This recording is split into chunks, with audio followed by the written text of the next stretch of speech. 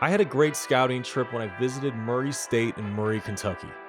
Murray's a small town, and the basketball program isn't exactly big, so this trip felt different from most right off the bat. When I arrived, I picked up my credentials and took my courtside seat. Always a plus because it makes evaluating players much easier. But that night, I could have set my notebook aside and grabbed some popcorn because the player I was there to see put on an absolute show.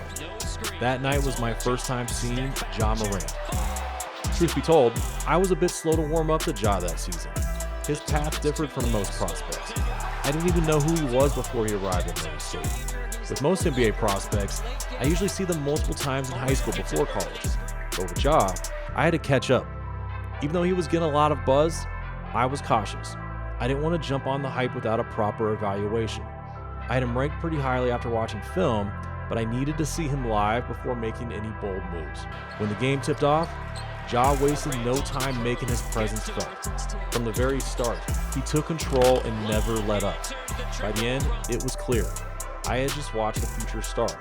In my scout report, I wrote, his handles are top-notch, he's quick, explosive, unstoppable off the bounce, and has elite court vision.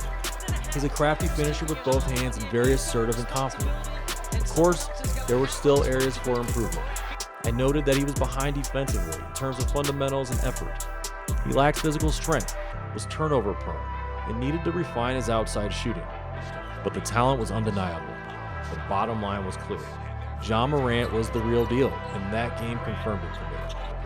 Afterward, I moved into number 2 on my big board, right behind Zion Williamson.